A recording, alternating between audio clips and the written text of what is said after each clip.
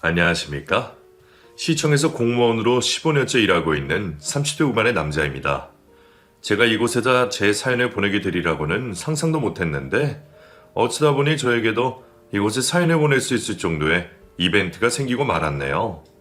사람 인생이라는 게 제 계획대로 되지 않을 뿐더러 예측할 수 없지 않습니까? 주말마다 시간을 때우려고 종종 들어왔던 이곳에 저의 사연을 보내게 되리라고 상상도 못했던 것처럼 말이죠. 제가 오늘 여러분들에게 들려드릴 이야기는 저희 부부에 관한 이야기입니다. 사실 부부에 관한 이야기는 잘못하면 제 얼굴에 침 뱉는 격이 될 수 있어 늘 조심해온 건 사실입니다. 그래서 친구들에게도 직장 동료에게도 쉽사리 이야기를 꺼내지 못했었죠. 동네가 좁아 소문이 무섭기도 했고요. 하지만 제가 누군지 아무도 모르는 이곳이라면 조금 편하게 제 이야기를 해도 되지 않을까 싶어 사연을 보내봅니다. 그리고 남들이 들으면 분명 재미있을 이야기라 여러분들에게 들려드리고 싶은 마음도 있었답니다. 그럼 재미있게 들어주세요. 집에서 가까워서 진학을 했던 남녀공학고등학교에서 저는 저의 첫사랑을 만나게 되었습니다. 같은 반 친구였는데 공부를 잘해서 반장을 맡았던 친구였었죠. 뛰어나게 예쁜 외모는 아니었지만 짧은 단발머리가 잘 어울리는 성격이 아주 야무진 친구였습니다. 고등학교 1학년 때 만나 고등학교 3학년 때까지 연애를 하다 그 친구가 대학을 서울로 가는 바람에 저희 연애는 그렇게 끝이 났습니다. 어린 시절 저에게 좋은 추억을 남겨준 그 친구를 기억 저편에 묻은 채 저도 남들과 다름없는 20대를 보냈습니다. 군대 전역 후 이렇다 할 직장도 없이 여기저기 알바를 하면서 지내기를 몇 년이 되다 친형의 권유로 공무원 시험을 준비하여 공무원이 되었습니다. 공무원이 되고 난 후 번듯한 직장도 생겼고 혼기도 찼으니 어서 예쁜 색시를 만나 가정을 꾸려야겠다는 생각으로 있던 어느 날 이게 운명이 아니라면 설명할 수 없는 일처럼 13년 만에 첫사랑이 제 앞에 나타난 것이었습니다. 광일아, 너 한광일 맞지? 나 희영이야. 정말 오랜만이다. 13년 만에 만난 첫사랑은 저와 연애하던 그때 그 모습 그대로였습니다. 짧은 단발머리에 여전히 맑고 명랑한 목소리를 가지고 있었죠. 오랜만이다 형아. 여기서 이렇게 만날 줄은 상상도 못했네. 서울에 있다고 들었는데 여기서 지내? 나 시청 옆에 있는 은행에서 일해. 내려온 지 한 달 정도 됐어. 애들이 너 시청에서 일하고 있다고 해서 언제 한 번은 마주칠 것 같았는데 이렇게 만나게 될 줄은 몰랐네? 정말 반갑다. 헤어지고 난 후 여러 명의 여자친구를 만나면서 첫사랑에 대한 미련은 눈꽃만큼도 남아있지 않았지만 오랜만에 만난 거라 그런 건지 아니면 첫사랑이어서 그런 건지 13년 전과는 다른 설렘이 느껴졌습니다. 희영아, 괜찮으면 연락처 좀 알려줄래? 나중에 시간 되면 같이 밥 한 끼 먹자. 애써 태어난 척을 하며 연락처를 물어보기는 했지만 혹시라도 싫어하면 어쩌나 하는 걱정에 떨리는 심장을 부여잡아야 했습니다. 다행히도 첫사랑은 흔쾌히 본인의 연락처를 알려주었어요. 첫사랑을 13년 만에 우연히 다시 재회를 했다는 건 우리가 다시 만날 수밖에 없었던 운명이라는 생각이 들었던 저는 이번엔 절대 놓치지 말아야겠다는 생각을 했습니다. 그래서 정말 적극적으로 구애를 하기 시작했죠. 저의 열렬한 노력 덕분에 첫사랑은 13년 만에 다시 저의 여자친구가 되었습니다. 연애를 시작하고 난 후 마음이 급했던 저는 결혼 이야기를 자주 꺼냈습니다. 결혼 이야기를 자주 꺼내다 보면 여자친구도 자연스럽게 저와의 결혼을 생각할 것 같아서였죠. 우리 결혼하면 시청 쪽에 신혼집 가면 되겠다. 시청 뒤쪽 동네가 조용해서 신혼부부들이 살기가 딱 좋대. 너 또 결혼 이야기 안 해? 너 결혼할 돈은 있어? 모아둔 돈도 없으면서 자꾸 결혼 이야기 꺼내지 마. 나 불편해. 여자친구는 결혼 이야기를 꺼내면 돈 없이는 절대 결혼을 하지 않겠다고 딱 잘라 말했습니다. 직업이 은행원이라 그런지 유독 돈에 예민하게 반응을 한다는 생각이 들었습니다. 아니면 나랑 결혼하기는 싫어서 저런 식으로 거절을 하는 건가 싶은 생각이 들기도 했습니다. 하루는 서운함에 제가 표정 관리를 못했는지 여자친구가 저를 달래듯 말했습니다. 광일아, 나 너랑 결혼할 생각으로 연애하고 있는 거야. 근데 나는 결혼을 그렇게 서두를 필요는 없다고 생각해. 어차피 나랑 결혼할 거면 차라리 빨리 하는 게 낫지 않아? 우리 나이도 생각해야지. 돈도 없이 결혼하게 되면 빚부터 안고 시작하게 되는 거야. 나는 빚 지는 거 정말 죽어도 싫어. 20대 내내 우리 집 빚 갚는다고 그 고생을 했는데 결혼하고 나서도 그러라고? 빚 내서 결혼할 거면 나 안 하고 싶어. 우리 지금 모아둔 돈으로 작은 전세 직구하면 빚 없이 시작할 수 있어. 그리고 선배들이 그러는데 결혼하면 둘이서 버는 거라 돈이 더 잘 모인대. 우리가 욕심만 안 내고 형편에 맞게 살면 결혼하는 게 오히려 더 이득이라니까? 제 논리가 먹혀든 것인지 그날 이후 여자친구는 결혼에 대해서 진지하게 고민을 하는 듯 했습니다. 그리고 며칠 후 연애를 시작하고 처음으로 저에게 먼저 결혼 이야기를 꺼냈습니다. 우리 결혼하면 경제권 나한테 다 넘겨줄 수 있어? 너 나한테 매달 용돈 받고 생활해야 하는데 그거 가능하냐고. 당연하지. 나는 당연히 그럴 생각이었어. 그리고 은행원인 네가 관리하는 게 맞지. 나 돈에 대해서 하나도 몰라. 알겠어.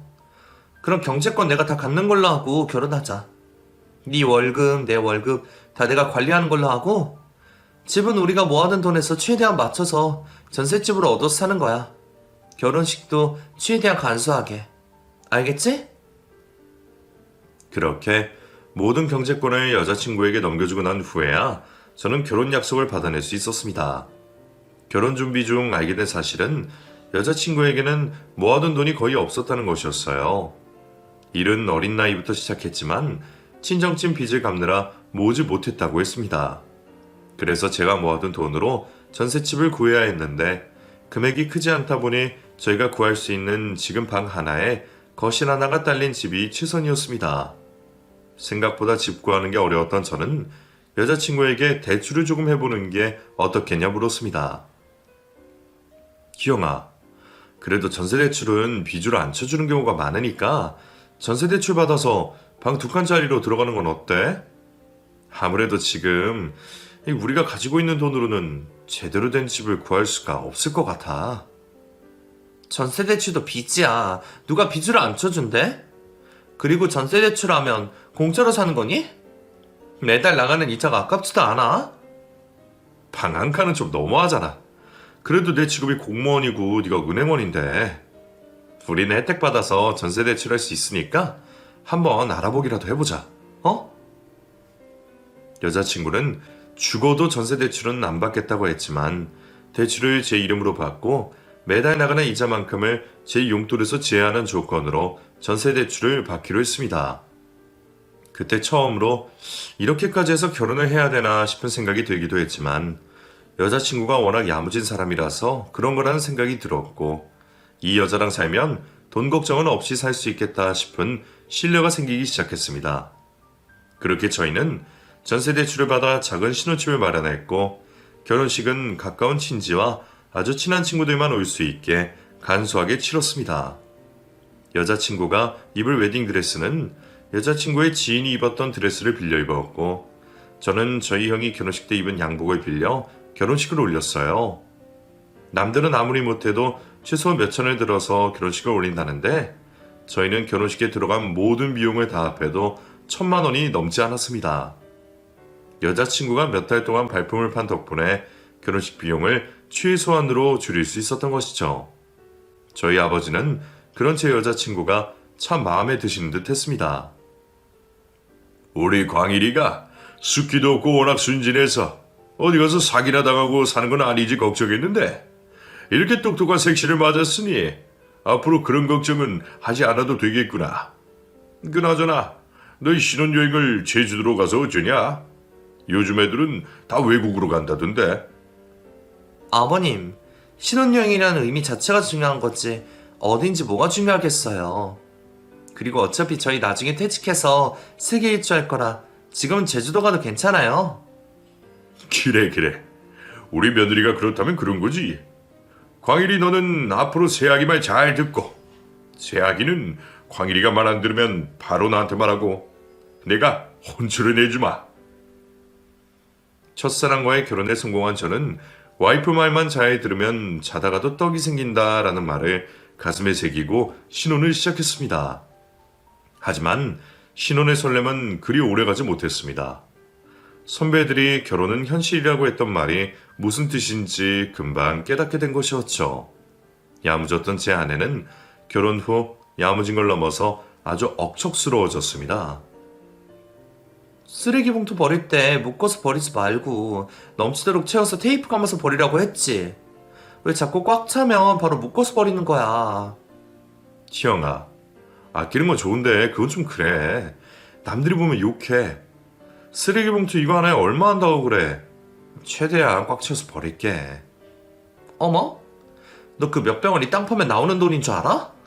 이런 작은 것들이 쌓이고 쌓여서 큰 돈이 된다고. 자꾸 이런 식으로 쓰레기 버릴 거면 하지 마. 차라리 내가 할게. 억척스러운 아내는 쓰레기 봉투를 버릴 때도 그냥 버리는 법이 없었습니다. 쓰레기 봉투가 꽉 차면 그대로 묶어버리는 다른 사람들과는 다르게 꽉 차있는 쓰레기 봉투 위에 뭐라도 더 얹어서 테이프로 감은 후 쓰레기를 버렸습니다. 그리고 그게 끝이 아니었습니다. 자기, 너 소문 보고 바로 물 내렸지. 내가 적어도 3번은 누구 내리라고 했잖아. 바로 물 내리는 게 습관이 돼서 그래. 그리고 오래 두면 냄새 나서 웬만하면 바로 내리는 게 나아. 물세 생각은 안 해? 내가 한 달에 내는 공과금은 10만 원 안팎으로 유지하자고 했잖아. 돈 관리 내가 한다고 막 쓰는 거야? 아끼는 것도 좋은데 그렇게까지 해야 되나 싶어. 해프게 막 쓰는 것도 아니고 최소한의 편안한 생활을 위해서 쓰는 건데 그것도 못하게 하면 어떡해. 저는 아내를 이해하지 못했고 아내는 저를 이해하지 못했습니다. 평생 살아온 환경이 다르니 그럴 수 있다고는 생각하려고 노력을 하는 저와는 다르게 제가 이해가 되지 않던 아내는 폭언에 가까울 정도의 발언들을 내뱉기 시작했습니다. 네가 한 달에 500 정도만 벌어왔어도 내가 이렇게까지는 안 아꼈어. 300도 겨우 벌어오면 나보다 네가 더 아껴야지. 지금 나 돈 못 벌어온다고 꼽주는 거야? 월급 적게 받아오면 화장실 물 하나도 내 맘대로 못 내려? 당연한 거 아니야? 너 하고 싶은 대로 할 거면 용돈에서 10만 원 더 빼던가. 그걸로 공과금 낼게. 지금도 30만 원 받고 있는데 거기서 10만 원을 더 뺀다고? 경제권 네가 가지고 있다고 너무 권력 남용하는 거 아니야? 경제권을 아내에게 다 넘기고 결혼을 하기로 했던 거라 한 달 용돈으로 30만 원을 준다고 했을 때도 저는 별말을 안 했습니다. 뱉은 말에 책임을 지고 싶기도 했고 아내한테 생각이 다 있으리라 했거든요. 점심도 겨우 해결할 수 있는 30만 원에서 10만 원을 더 뺀다고 하니 저도 참을 수가 없었습니다. 네가 결혼하기 전에 욕심 부리지 말고 수준에 맞게 살자고. 나는 우리 수준에 맞게 살려고 노력하고 있는 거야. 네가 그동안 해프게 살아서 힘든 것뿐이고. 해프게 살았다니. 해프게 사는 사람이 어떻게 몇 천이나 모을 수 있었겠어? 쥐꼬리 같은 공무원 월급으로 몇 년 만에 몇 천 모으는 게 쉬운 일인 줄 알아? 내 동기들은 몇 천은커녕 다 빚밖에 없어. 다른 사람 이야기할 필요는 없고 네 이야기만 해. 그리고 그때 혼자일 때 이야기고 지금은 둘이잖아. 우리 언제까지 전셋집 전전하면서 살 거야? 애 낳기 전에 내 집 마련을 해야 되지 않겠어? 그리고 네가 남자로서 능력이 있었어 봐. 내가 이렇게까지 말을 하나? 이제 막 결혼했고 깨가 쏟아져야 하는 신혼에 다른 것도 아니고 돈 때문에 싸웠다는 사실이 너무나 서러웠습니다. 그리고 능력을 운운하며 남편의 자존심을 그렇게 짓밟는다는 게 정말 이해가 되지 않았죠. 그 일로 아내와 일주일 동안 말을 하지 않았는데 이러다가 결혼하자마자 이혼하는 수가 생기겠다 싶어 제가 먼저 사과를 했습니다. 그러자 아내가 내가 예민해져서 말이 좀 세게 나갔는데 앞으로는 그런 일 없도록 잘 좀 해줬으면 좋겠어. 내가 우리 좋으라고 그러는 거지 나 좋자고 그러는 게 아니잖아? 라고 말했습니다. 솔직히 그 말도 정말 기분 나빴지만 아내가 시키는 대로 아끼면서 살면 듣기 싫은 소리도 안 들어도 되니 내가 잘하자는 생각을 하며 별말을 하지 않았습니다. 그런데 아내는 그렇게 대판 싸우고 나서도 계속해서 제 능력을 운운하며 집은 언제 사냐며 온갖 짜증이란 짜증은 다 내고 사람을 미치게 만들었습니다. 이렇게 찔끔찔끔 모아서 집은 언제 사? 네가 월급 100만 원만 더 받아도 이런 고민 안 해도 되는데. 돈만 생각하면 짜증난다 진짜. 돈 모으기 시작한 지 얼마나 됐다 그래. 그리고 너도 나 이 정도로 버는 거 알고 결혼한 거면서 계속 내 월급 가지고 뭐라고 하는 건 좀 아니지 않아? 너 자꾸 이러면 나 힘들어. 힘들어? 내가 더 힘들어. 네가 가져다주는 월급으로는 계산이 안 나와. 공무원인 걸 그나마 다행으로 알아야 되는 건지. 아휴, 내 팔자 내가 꼰 거지 뭐. 초반에는 아내가 제 자존심을 짓밟고 상처를 주는 말을 할 때마다 집안이 떠나가라 싸웠었는데 그게 매일같이 반복되니 아내의 말을 철저히 무시하게 됐습니다. 제 스스로 두 눈을 감고 두 귀를 막아버린 것이었죠.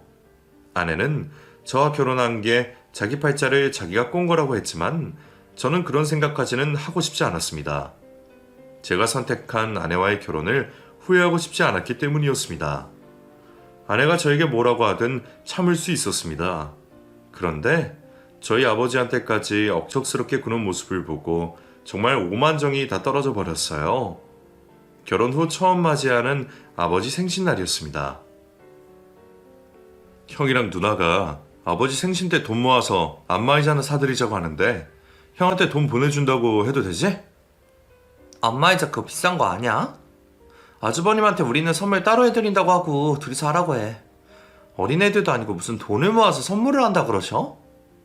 돈 모아서 해드리면 뭐 해드릴지 고민도 안 해도 되고 우리는 돈만 보내면 되니까 편하잖아. 그리고 아버지 생신인데 쓸 땐 좀 쓰면 안 돼? 내가 돈이 아까워서 그래? 나는 아버님한테 뭐 해드릴지 이미 다 생각해 뒀단 말이야. 그러니까 아주버님한테는 내가 시킨 대로 말해. 돈을 아내가 꽉 쥐고 있어서 아내가 돈을 안 풀면 제가 무슨 말을 해도 소용이 없었기 때문에 알겠다고 한 뒤 형에게는 저희는 따로 선물을 하겠다고 전했습니다. 아내가 미리 생각해둔 게 있다고 하니 알아서 잘 준비했을 거라고 믿고 무슨 선물을 할 거냐 묻지 않았습니다. 설마 시아버지 생신 선물마저도 돈을 아껴가면서 준비를 할 거라고는 감히 상상조차 하지 못했던 것이었죠. 그게 저의 가장 큰 실수였습니다. 아버님, 생신 축하드려요. 이건 제가 준비한 선물인데 한번 열어보시겠어요? 전에 보니까 아버지 남색이 참 잘 어울리시더라고요. 그래서 보자마자 이건 아버님 거다 하고 사왔어요. 아내는 아버지에게 선물이라며 종이 가방 하나를 건넸는데 가방 안에는 남색 카라 셔츠 하나가 담겨 있었습니다. 아내가 돈을 아낀다고 안마의자 대신 옷 하나를 사드린 거구나. 형이랑 누나 보기 조금 민망하다고 혼자서 생각하고 있을 때 누나가 물었습니다. 올케, 저 설마 누가 입던 옷이야? 택도 없고 영 새 옷 같아 보이지가 않는데? 누나의 말에 그 옷에 있던 가족들의 시선이 아버지가 들고 계시는 옷으로 향했습니다. 다들 말없이 그 옷을 살펴보고 있는데 아내가 태연하게 말했어요. 저희 집 앞에 큰 중고마켓이 하나 있거든요. 새 것처럼 깨끗한 물건들만 파는 곳이라서 단골도 많고 저도 자주 애용하는 곳인데 거기서 사왔어요. 중고 물건이긴 해도 보시면 아시겠지만 새거나 다름없이 상태가 좋아요, 형님.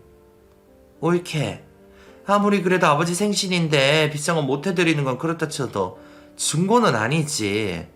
올케, 그렇게 안 봤는데 되게 인색하네? 형님, 인색하다뇨. 알뜰살뜰 사는 거죠. 그리고 선물이라는 게 주는 사람 마음이 중요한 거지 값어치가 그렇게 중요한가요? 안 그래요, 아버님? 아버지는 아내의 말에 허허허 웃어 보이셨습니다. 좋은 게 좋은 거라는 마음으로 한평생 살아오신 분이셔서 아버지는 기분 나빠 보이는 기색이 전혀 보이지 않았습니다. 되려 아내를 칭찬해 주실 분이셨죠. 그래, 주는 사람 마음이 중요한 거지. 이게 얼마짜리든 뭐든 뭐가 중요하겠냐. 예쁘게 잘 입으마. 그나저나 우리 며느리 알뜰살뜰 산다고 고생이 많다. 마음에 드신다니 다행이에요, 아버님. 지금 저희가 집 사려고 허리띠 졸라매고 사느라 여유가 많이 없어요. 저희 집 사게 되면 그때 좋은 거 많이 사드릴게요. 아버지에게 죄송하기도 하고 형제들 보기 민망해서 제가 아무 말도 못하고 있자 참다 못한 누나가 다시 입을 열었습니다. 옳게. 아끼는 것도 좋은데 아버지 연세는 나중이란 게 없어. 부모님 살아계실 때 잘해드려야지 나중에 후회를 안 하지. 오늘 올케가 사온 저 옷 5,000원은 해? 상태가 좋은 거라서 10,000원 주고 사온 옷이에요. 그리고 형님, 아버님 아직 정정하신데 아버님 앞에서 그런 말씀하시는 거 너무 불효 아니에요? 아버님, 아프지 마시고 오래오래 사세요. 제가 꼭 효도해드릴게요. 아내의 말을 들은 저는 두 눈을 찔끔 감아버렸습니다. 화가 나기는커녕 기가 차서 웃음만 흘러나왔죠. 그날 식사를 마치고 집으로 돌아온 제가 아내에게 말했습니다. 너도 참 너다. 돈을 아낄 때가 있고 써야 될 때가 있는데 어떻게 아버지 생신 선물로 중고마켓에서 산 티셔츠를 사드릴 수가 있어? 나 진짜 형이랑 누나 보기 쪽팔려서 죽는 줄 알았다. 아버님이 괜찮다는데 다들 왜 그런지 모르겠네. 그리고 자기 누나도 그래. 내가 아껴서 이렇게 된 게 아니라 네가 돈을 못 벌어서 이렇게 된 건데 왜 나한테 그런데? 또 그 이야기. 내가 못 벌고 싶어서 못 보는 거야? 네가 억척스럽게 사는 이유가 또 나 때문이라면 이야기 그만하자. 나도 지친다. 다행히 그날은 큰 싸움으로 이루어지지 않았는데 둘 다 돈 이야기로 또 싸울 힘이 남아있지 않아서였던 것 같아요. 아버지 생신이 지나고 얼마 후 아내가 곧 장모님 생신이 다가온다고 말했습니다. 다음 달에 5일이 우리 엄마 생신이야. 잊지 말고 생신 선물 준비해둬.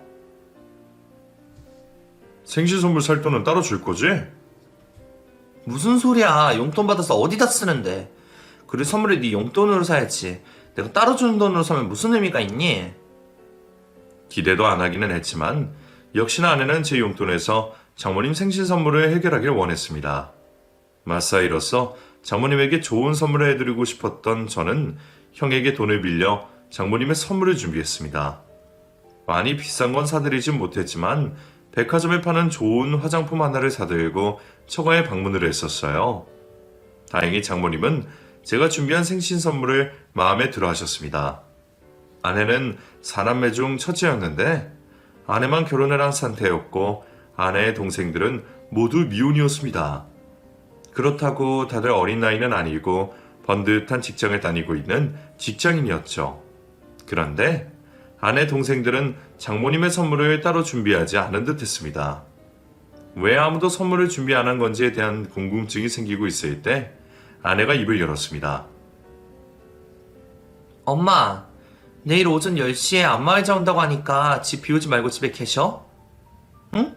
알겠지? 그거 비싼 거니까 흠집 내나 안 내나 감시 잘해. 아이고 너는 돈도 없어서 뭘 그런 걸 샀다니? 안 그래도 집도 좁은데 안마의자 들여다 놓으면 집이 꽉 차겠어. 사남매 대표로 내가 사드리는 거야. 애들은 돈 모아야 되니까 내가 돈 쓰지 말라고 했어. 안마의자면 충분하지 엄마? 당연하지. 네가 해주는 거지만 우리 자식들이 해주는 거다 생각할게. 우리 큰딸 시집가던 이도 효녀가 됐네. 엄마 눈물 난다.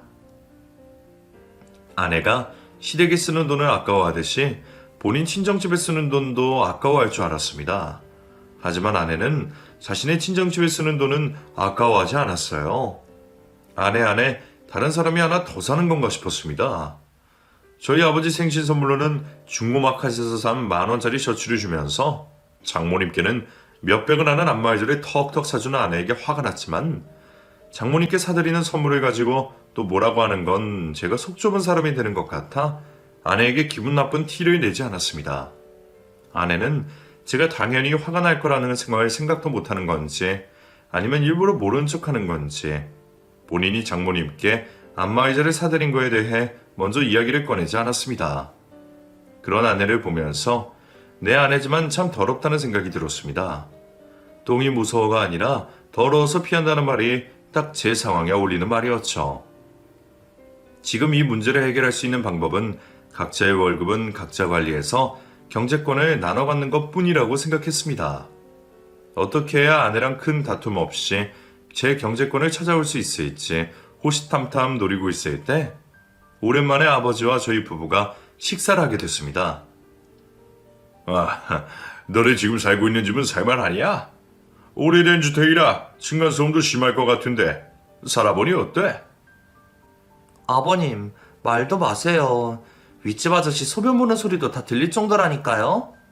빨리 여기서 나가고 싶은데 저희가 돈이 어딨어요. 그렇다고 빚내서 집 사긴 싫고. 아버님, 혹시 돈 좀 없으세요? 여유 있으시면 저희 집 하나만 사주시면 안 될까요? 집은 부모님 도움 안 받고 저희 능력으로 사고 싶었는데 정말 어렵네요. 그래, 네 집 정만하는 게 쉽지가 않지. 안 그래도 내가 너네 집 하나 해주려던 참인데 너희한테 주려던 돈을 다른 곳에 잠깐 묶어놔서 당장은 힘들겠구나. 조금만 기다려봐라. 내가 너네 살 집 하나 해줄 테니. 갑자기 아버지에게 집을 사달라고 하는 아내에게 당황하기도 했지만 저희에게 집을 사주시겠다고 하는 아버지의 말에도 크게 당황을 했습니다. 아버지가 저희에게 집을 사주실 만한 능력이 있을 거라고는 생각도 못했기 때문이었죠. 아버지, 저희 집 사주실 돈이 있으시다고요? 지금까지 그런 말씀 없으셨잖아요.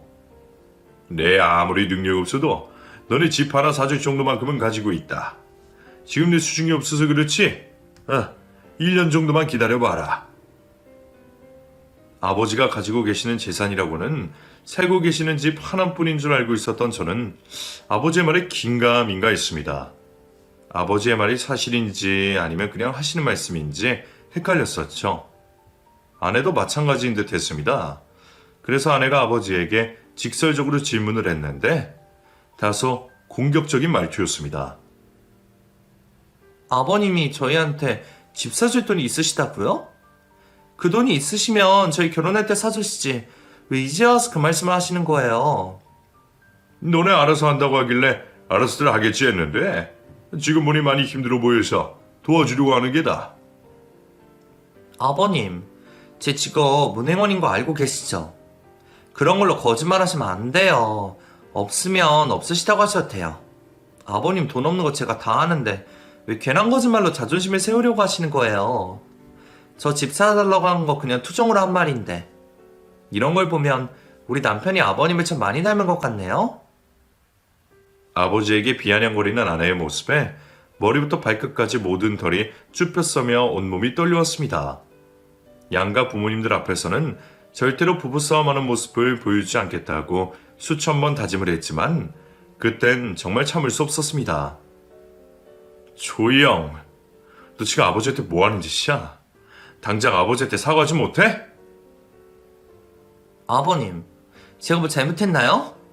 아버님이 없는 말씀 지어내신 것 같아서 굳이 그러시지 않아도 된다고 말씀드리는 거예요. 자식한테 뭐라도 해주고 싶은 게 당연한 부모 마음인 거 저도 잘 알아서요. 기분 나쁘게 들리셨다면 죄송해요. 근데 저희 부모님이 그러셔도 저 지금처럼 똑같이 말했을 거예요. 아버지는 말로는 괜찮다고 싸우지 말라고 하셨지만 식사도 제대로 다 드시지 못하시고 자리에서 일어섰습니다. 아버지가 그때 있었던 일을 형과 누나에게 말을 했는지 형네 부부와 누나네 부부가 저희 집으로 찾아왔습니다. 누나는 집으로 들어오자마자 아내에게 소리를 질러댔습니다. 옳게 돈 쓰는 거에 인색하고 돈 더럽게 아끼면서 사는 거 알고는 있었는데 어떻게 아버지한테 그런 식으로 말을 할 수가 있어? 우리 아버지가 만만해? 아무리 그래도 옳게 남편 아버지고 옳게 시아버지인데 그러면 안 되지? 형님, 아버님한테도 말씀드렸지만 저는 저희 부모님한테도 그렇게 해요. 형님 정말 극성맞은 자식이네요. 더 추해지기 전에 그만하세요.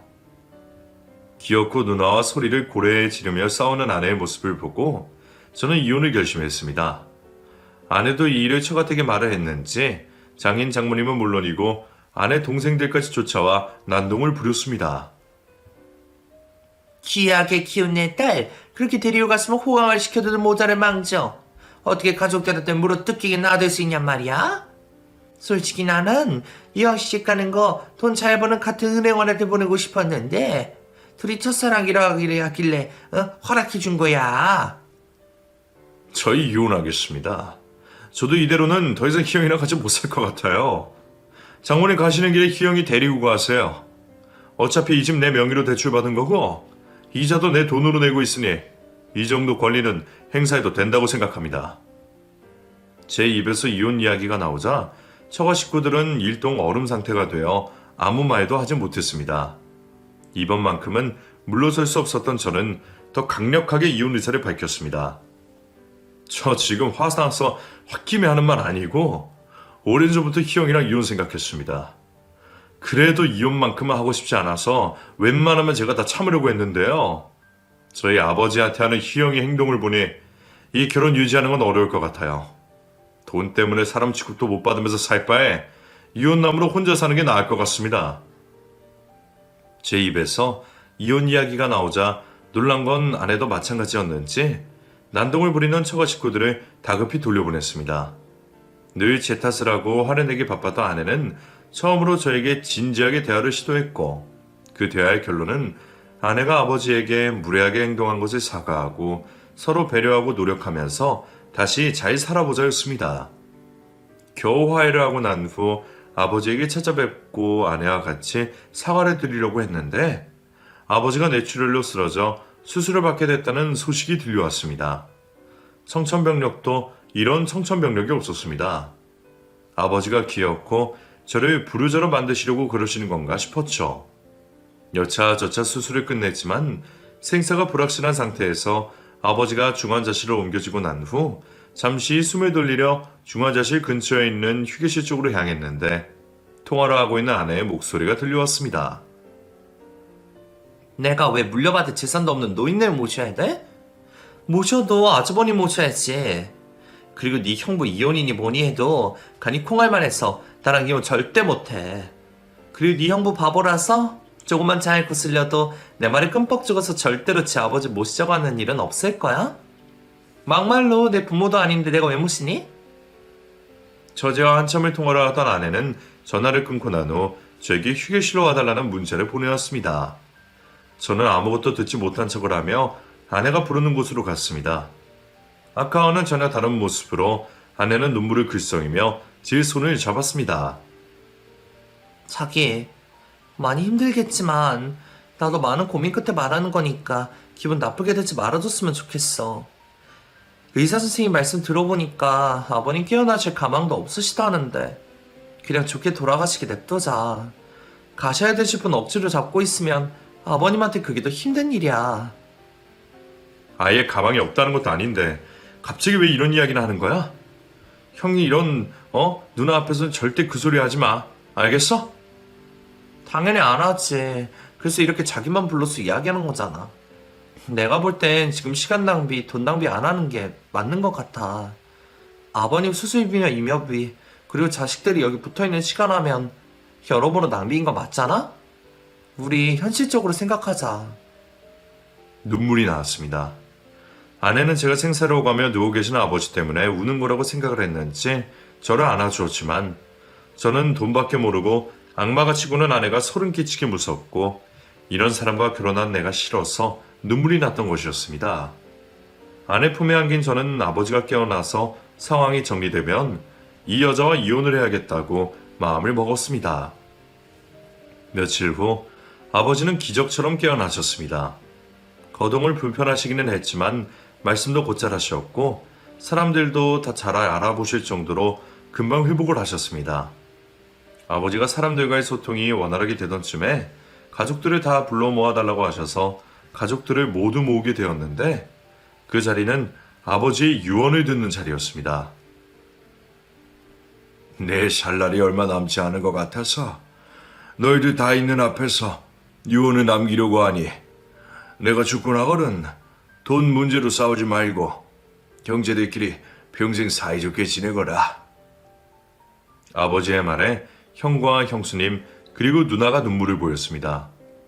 아버지가 금방 돌아가실 거라고는 생각하지 않지만 그래도 죽음이 아버지에게서 그리 멀지 않는 곳에 있다는 사실에 눈물이 났던 것이었죠.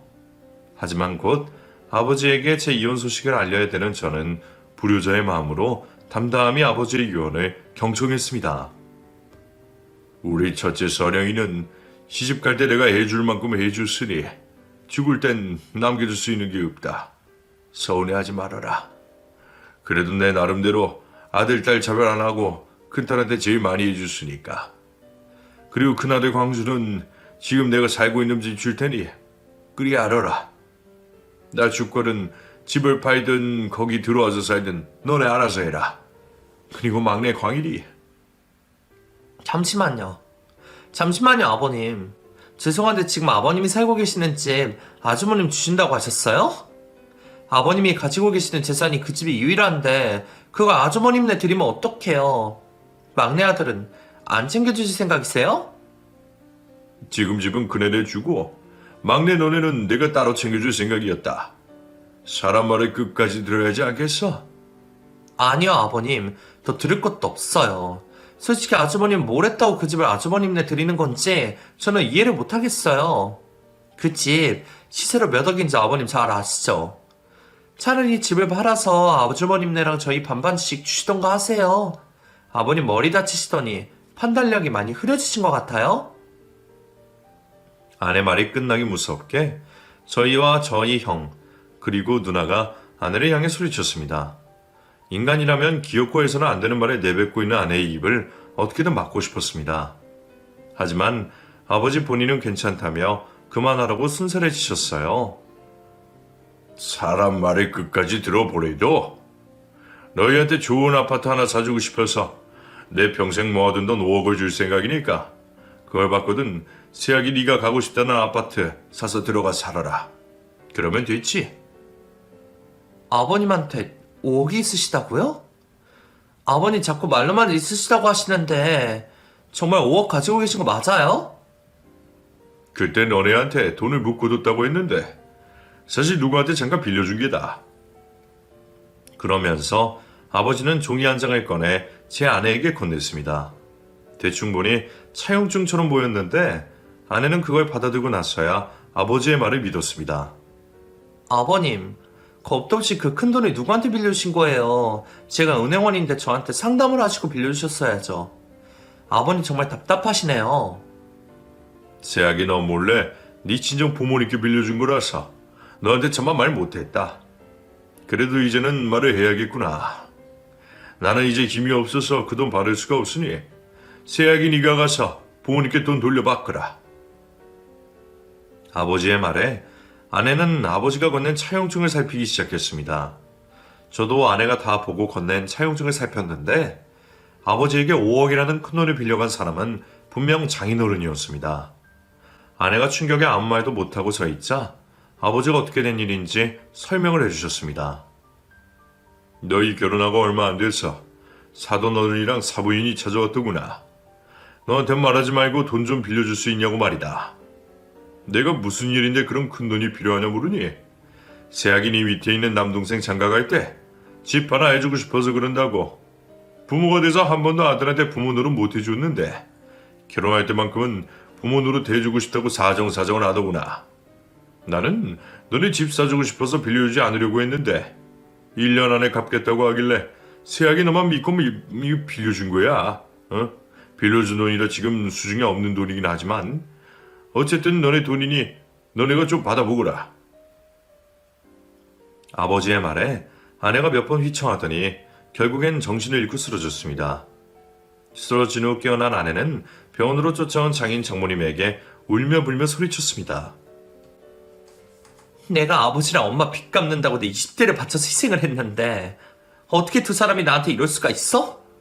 내 밑으로 있는 동생들 대학도 내 돈으로 다 보낸다고 나는 땡전 한 푼 못 쓰고 못 먹고 악착같이 살았는데 나한테 어떻게 이럴 수 있냔 말이야. 내가 집 사고 싶어서 신우이한테 인색하다는 소리 듣고 남편한테 이혼하자는 소리까지 들으면서 살아왔는데 그걸 아는 사람들이 어떻게 아들한테 집 사주겠다고 내 집 사주려는 우리 아버님한테 돈을 빌려갈 수 있냔 말이야. 나는 당신들 자식도 아니야? 장인 장모님은 아내의 말에 아무 말도 못하고 벌벌 떨며 무릎을 꿇었습니다. 설마 우리 아버님한테 빌려간 그 5억도 내가 갚아야 돼? 아버지랑 엄마가 우리 아버님한테 돈 빌려서 희준이 집 사주는 것도 충격이었는데 그 5억 어쩌면 내가 갚아야 될지도 모른다는 생각이 더 어질어질하더라. 나 이러다가 엄마랑 아버지 때문에 제 명예 못 살아. 못 산다고. 이 일이 아니었어도 일찌감치 아내와 이혼할 결심을 했던 저는 더 이상 콩가루 지방과 엮이기 싫어 뒤도 돌아보지 않고 그곳에서 빠져나왔습니다. 아내도 이번 일만큼은 자기도 뻔뻔하게 나올 수 없었는지 한참 동안 집에 들어오지도 않고 저에게 연락도 주지 않았습니다. 아버지가 장인 장모님에게 빌려준 돈을 제대로 받고 깔끔하게 합의 이혼을 해야겠다고 생각했을 때 아내가 찾아와 어처구니 없는 소리를 해댔습니다. 자기야, 아버님이 우리 부모님한테 빌려준 돈, 우리 집 사주려고 했던 돈이라고 했던 거 자기도 알고 있지?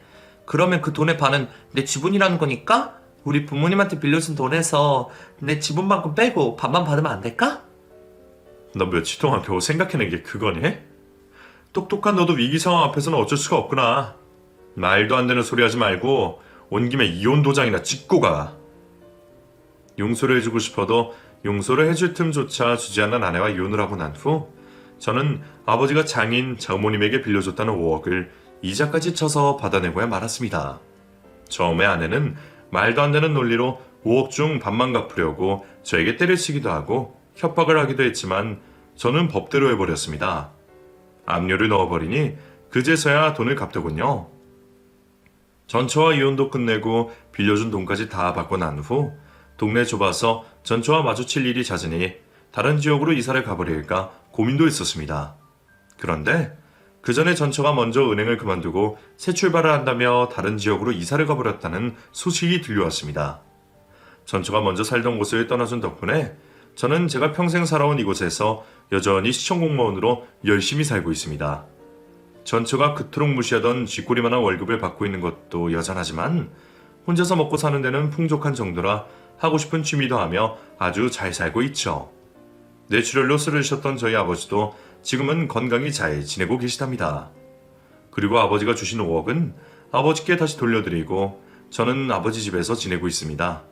새해 장가갈 생각도 없고 아픈 아버지를 혼자 지내게 하는 게 마음이 걸려서 제가 아버지를 평생 모시고 살 생각으로 들어와 있답니다.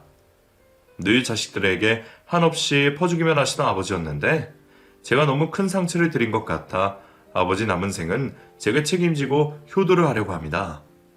아버지 살아계실 때 후회 없이 잘 해드리고 싶습니다. 시청자 여러분들도 더 늦기 전에 부모님 한 번 더 찾아뵙고 사랑한다고 말해주세요.